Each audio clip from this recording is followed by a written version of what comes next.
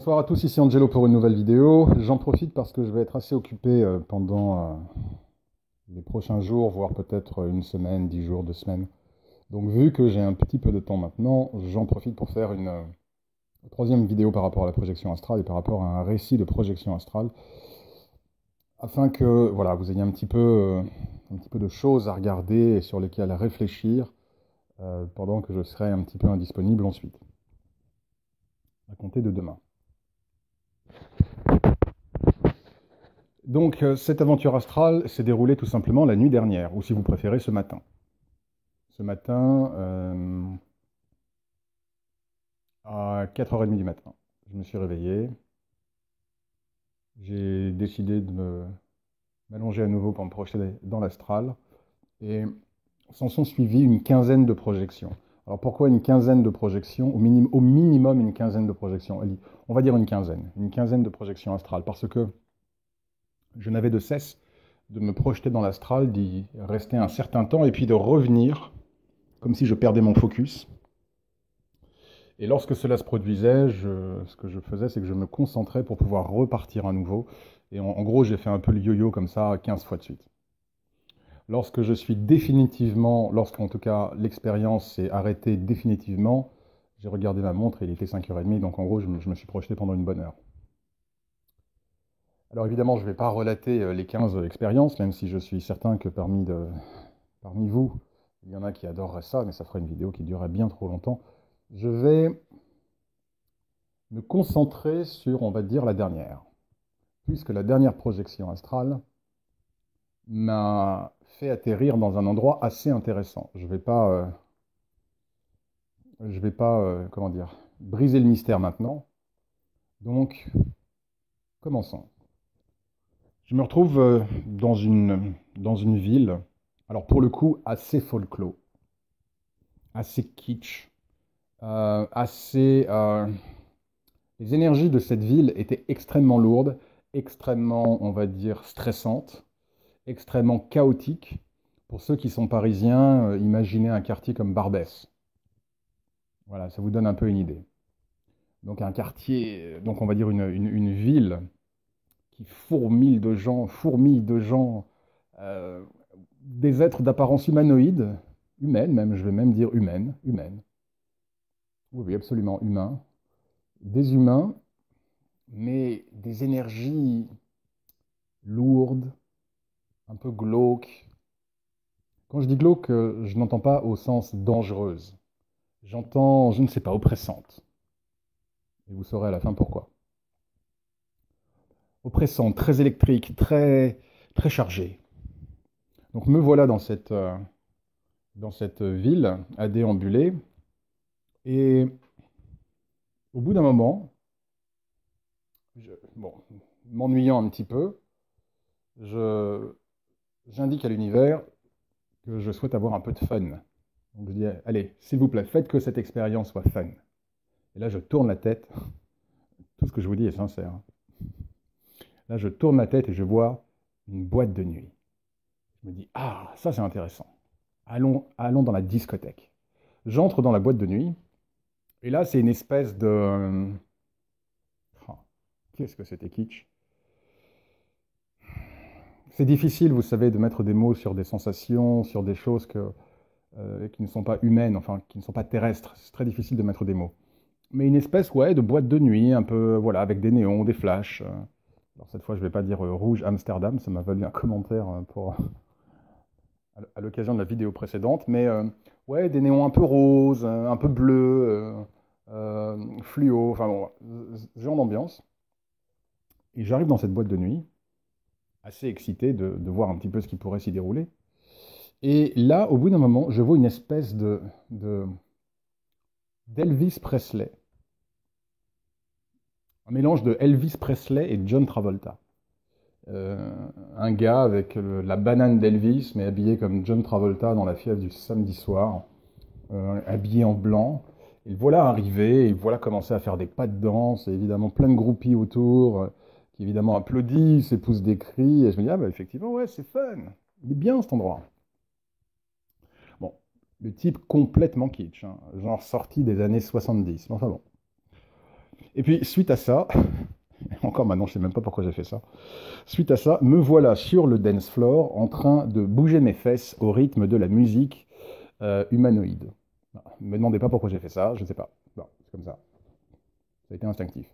Et donc, me voilà à bougeoter, à faire mes meilleurs pas de danse, quand soudain arrive une demoiselle qui se met en face de moi, très mignonne d'ailleurs, et qui se met à danser avec moi. Alors, sans contact physique, hein, mais je veux dire, elle se met clairement en face de moi et on commence à danser. Sauf que là, évidemment, sorti de nulle part, son mec arrive. C'est un soap opéra, ce que je suis en train de vous dire, et c'est une projection astrale. C'est un truc de dingue. Son mec arrive et commence à prendre un tabouret pour me l'envoyer en pleine figure. Donc évidemment, ça commence à sentir un peu le roussi, et là j'ai une petite pensée pour l'univers en leur disant, bah, c'est ça que vous appelez fun, et c'est pas fun du tout. J'esquive on va dire la bagarre, et je sors. Là, je me retrouve à nouveau dans cette ville, grouillante d'énergie, les gens habillés avec des couleurs, vraiment de toutes les couleurs, enfin, c'est très bizarre, très très très bizarre. Et là encore, Dieu sait pourquoi, au bout d'un moment, je m'arrête, sûrement parce que je commençais un petit peu à m'ennuyer. Et puis, je commence à avoir l'idée de créer avec ma main gauche une boule de feu. Donc, j'ouvre la paume de ma main gauche et je manifeste le désir de créer une boule de feu. Immédiatement, une boule de feu apparaît. Et puis, partons de là, souvenir de jeunesse, j'imagine, me voilà à vouloir un peu me transformer en la torche humaine, pour ceux qui ont lu à l'époque ou vu les films des 4 Fantastiques. Et voilà un petit peu à me retrouver un peu, voilà, jouer un peu avec le feu, irradier du feu de mon être, et à partir de là, je commence à créer des formes avec mes mains, créant des énergies de feu. Enfin bon. À ce moment-là, une femme arrive. Une femme arrive, elle se pose devant moi, et je vois qu'elle irradie du feu également de son corps. Et là, elle commence à ouvrir sa main, et un jet de feu commence à sortir en direction du ciel. Et en gros, elle me sourit. Elle me sourit. Donc, si vous voulez, en gros, c'était un clin d'œil, quoi. C'est comme genre, ah, ok, tu sais faire ça, moi aussi, je sais faire ça. Et à partir de là, on commence à discuter. Elle se montre extrêmement amicale envers moi. Manifestement, elle m'accorde de sa confiance. Et nous commençons à marcher tout en discutant. Sauf que là, parfois, on a quand même des réactions un petit peu étranges dans l'astral. Quand on y repense, après coup, on se dit, tiens, c'est marrant, pourquoi est-ce que j'ai dit ça? Pourquoi est-ce que j'ai fait ça? À ce moment-là, je lui dis, écoutez, je suis vraiment désolé, mais vous allez me haïr. Alors là, elle me regarde, elle me dit, mais pourquoi? Et je lui dis, parce que je ne vous ai pas dit la vérité. Alors elle reste silencieuse, en me fixant, et, euh, et je lui dis, qu'est-ce que je lui dis déjà? C'est aussi un peu le problème parfois des projections astrales, c'est que pour avoir la précision, surtout si beaucoup d'heures se sont écoulées, ça peut devenir un petit peu difficile. Je lui dis quelque chose du genre, je suis désolé, j'ai pas été franc avec vous, je vous ai rien dit au niveau de ma condition terrestre. Un truc dans le genre. Et là, elle me dit, tu veux dire lunaire? Et là, elle s'arrête, elle me dit quoi? Qu'est-ce que tu as dit? Terrestre? Et je la regarde et je fais oui. Elle me dit quoi? Tu viens de la Terre? Je hoche la tête et là, elle me dit oh là là, oh là là, oh là là, ne le dis à personne, ne le dis à personne, viens avec moi. Je dis mais où est-ce que je suis? Elle me dit mais tu es sur la Lune. Je fais quoi? La Lune? Je fais allez quoi. On n'a trouvé aucune trace de civilisation ou d'être vivant sur la Lune. Et là, elle me regarde et alors, elle me répond une phrase assez étrange. Elle me dit, et pourtant, ce n'est pas faute de ne pas l'avoir caché. Je vous laisse y réfléchir. Si vous avez une analyse, elle est la bienvenue. Et donc là, elle me redit, écoute, ne dis surtout à personne ici que tu es de la planète Terre. Viens avec moi. Et malheureusement, j'ai perdu mon focus. Et ça a marqué la dernière projection, puisque c'était la 15e.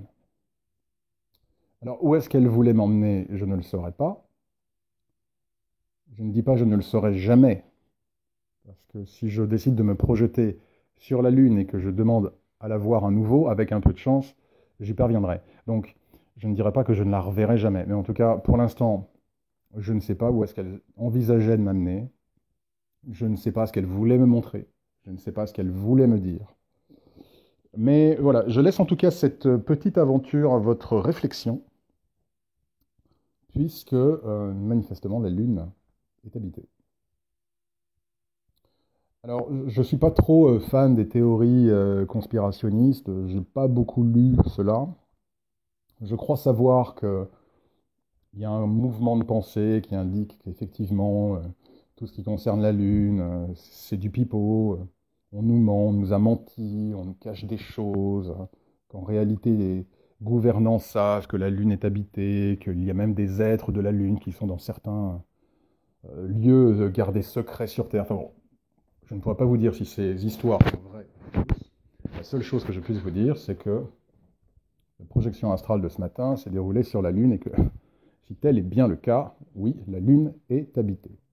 Alors du coup, j'ai mieux compris après coup pourquoi est-ce que j'ai éprouvé ces énergies, on va dire, lourdes. Le Soleil, c'est la lumière. La Lune, c'est la nuit. On vit dans un monde dual. Bon, évidemment, des fois, en pleine journée, on voit la Lune, mais je ne parle pas de ce cas de figure, d'accord? Nous sommes sous une convention que le jour, c'est le Soleil, la nuit, c'est la Lune. Okay. Donc, il y a un aspect de nuit, il y a un aspect un peu mystérieux avec la Lune, il y a un aspect un peu occulte. Qui plus est, en tarot, par exemple, l'arcane de la Lune indique justement les émotions enfouies, les choses un petit peu du subconscient, indique un peu les énergies, vous voyez, un peu marécageuses. Qui plus est, il est connu de tous que beaucoup de personnes se plaignent d'avoir des sautes d'humeur ou de se sentir un peu étrange en pleine lune. Donc tout cela mélangé, après coup je me suis dit, très bien, je comprends maintenant pourquoi est-ce qu'effectivement j'ai éprouvé ces énergies comme étant des énergies lourdes, des énergies oppressantes, des énergies guère faciles, on va dire, à appréhender parce que effectivement j'étais sur la Lune et donc avec toutes les explications que je viens de vous indiquer. Alors, je laisse cette petite aventure à vos pensées, à vos avis.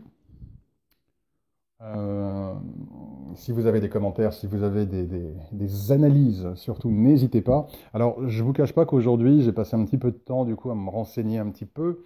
J'ai été sur des forums anglo-saxons de projection astrale. J'ai voulu y faire des petites investigations, on va dire. euh, par rapport à certains voyageurs qui auraient également été sur la Lune. Et j'ai retrouvé, on va dire, des messages qui convergent tous dans le sens qu'a priori, alors petit 1, oui, la Lune est habitée, et petit 2, les êtres qui habitent sur la Lune ne voient pas d'un très bon œil les terriens. Et ne souhaitent pas trop avoir de contact avec les terriens, ce qui pourrait expliquer. Alors, c'est intéressant parce qu'effectivement, j'ai lu ça après coup, et cela corrobore en tout cas ce que m'a indiqué cette femme, à savoir qu'elle voilà, elle me conseillait de surtout pas dire que j'étais terrien. Au contraire, alors, elle semblait indiquer que ça pourrait être hasardeux pour moi que de l'indiquer. Et donc voilà, c'est intéressant parce que j'ai effectivement retrouvé des récits de projecteurs astraux qui, pour beaucoup, j'y ai passé un petit moment, hein, pour beaucoup, effectivement, convergeaient tous dans le sens que la Lune n'est pas forcément, on va dire, l'endroit qui est le plus accueillant pour les humains issus de la Terre. Bon, je ne peux pas dire que je m'y sois senti en danger non plus, mais je dois bien dire que les énergies qui y sont présentes sont des énergies assez déstabilisantes, assez challengeantes, assez dérangeantes. Voilà. Donc, chers auditeurs, chers spectateurs, j'en reste là pour l'instant. Je suis en tout cas heureux d'avoir partagé avec vous cette expérience lunaire. Et une fois de plus, si vous avez des avis, si vous avez vous-même des expériences de projection sur la Lune, n'hésitez pas évidemment à écrire un petit commentaire sous la vidéo, ça me fera toujours plaisir. Je prendrai toujours le temps de les lire et de vous répondre au mieux de mes possibilités. Et voilà, en tout cas, sachez que là, pendant quelques jours, peut-être même quelques semaines, je n'aurai probablement pas le temps de mettre d'autres vidéos. Si je peux le faire, je le ferai évidemment avec grand plaisir. Je ne vais pas non plus inonder, noyer ma chaîne de récits de projection astrale. Je sais que parmi vous, il y a évidemment des fans de projection astrale, mais il y a également d'autres personnes, peut-être vis-à-vis desquelles ce sujet n'est pas le plus intéressant. Et je me dois aussi un petit peu d'équilibrer ma chaîne. Ce n'est pas une chaîne de projection astrale, c'est une chaîne de spiritualité, de magie, où effectivement je parle de projection astrale bien sûr, mais également d'esprit, d'archanges, de divination, etc., etc., etc. En tout cas, merci encore pour votre écoute. Merci encore à tous pour vos messages. Merci aussi à tous pour les messages privés que j'ai reçus suite à la précédente vidéo. Je vois bien en tout cas que c'est un sujet qui en intéresse beaucoup. Euh, le seul petit conseil que je pourrais vous donner, parce que j'ai pris conscience, oui alors, je vais faire une petite parenthèse. Suite à ma précédente vidéo, l'attaque avec le démon, j'ai bien conscience que relater une telle expérience pourrait en tout cas générer des peurs et des angoisses chez certains d'entre vous.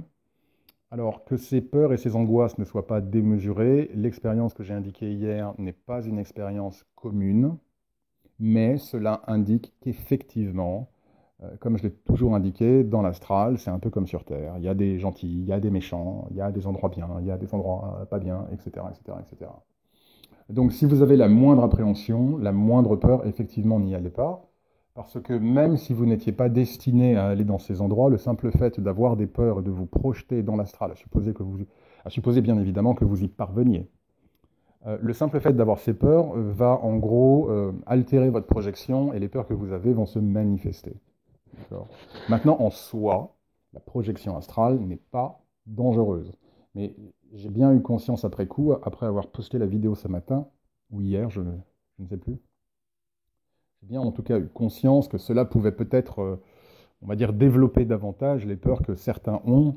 J'aurais tendance à vous dire que cela ne vous freine pas, mais en revanche, que cela vous éduque, que lorsqu'il s'agit de projection astrale, on se doit d'être intelligent. Si vous voyagez dans un pays étranger, vous devez être un voyageur intelligent. Vous n'allez pas vous promener avec une chaîne en or au cou si vous allez au Brésil, ou si vous allez je ne sais pas où, vous n'allez pas vous promener avec une Rolex, chaîne en or, etc., etc. Vous allez être un voyageur intelligent. Et plus on est un voyageur intelligent quand on voyage dans le monde, moins il se passe de choses. Ben, en gros, c'est exactement pareil dans l'astral. Si vous êtes un voyageur intelligent, il y a peu de chances que vous ayez affaire en tout cas à des expériences négatives. Elles peuvent arriver, mais notez bien également que l'expérience qui m'est arrivée hier est quand même assez particulière dans le sens où elle, comment dire, répond à une pratique qui est la mienne. C'est-à-dire qu'en fait, plus on travaille avec les forces de la lumière, je vous l'ai dit, plus l'ombre suit, plus on travaille avec les forces de la lumière, plus on devient une cible.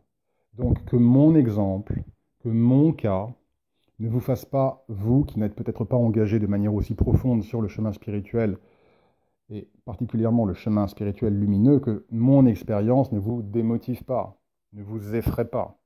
Je suis dans un cas assez particulier, moi et toute autre personne d'ailleurs qui travaille de la même manière avec la lumière, je l'ai d'ailleurs expliqué dans la vidéo. Mais cela m'est propre. C'est parce qu'effectivement je continue à avancer sur le chemin de la lumière, je commence même à diversifier ma propre pratique spirituelle avec des choses qui viennent des couches de travaux, de compétences qui viennent s'ajouter à celles que j'ai déjà et que bien évidemment, voilà, cela fait boule de neige et par définition, cela attire le regard des forces de l'ombre. Cela ne veut pas dire que si le Pékin moyen, et je dis ça vraiment, mais alors sans aucune connotation péjorative, se projette dans l'astral, il sera de la même manière la cible des forces de l'ombre. Mon cas est très particulier. D'accord?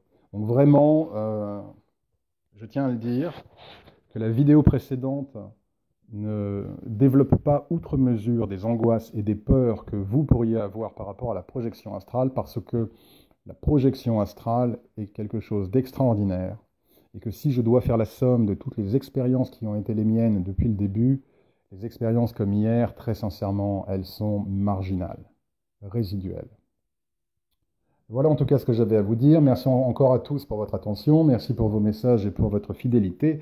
Je vous souhaite en tout cas une excellente soirée. Une fois de plus, si vous avez un avis sur l'expérience qui a été la mienne sur la Lune, si vous avez un avis sur ce que cette femme a indiqué, n'hésitez pas à poster un commentaire. Si vous avez des expériences d'ailleurs à partager, partagez-les. Ce sera utile pour tout le monde. Et puis bien évidemment, n'oubliez pas de vous abonner à la chaîne, n'hésitez pas à partager la vidéo parce que cela me motive toujours davantage pour en faire d'autres. Très bonne soirée à tous et à très bientôt. Au revoir.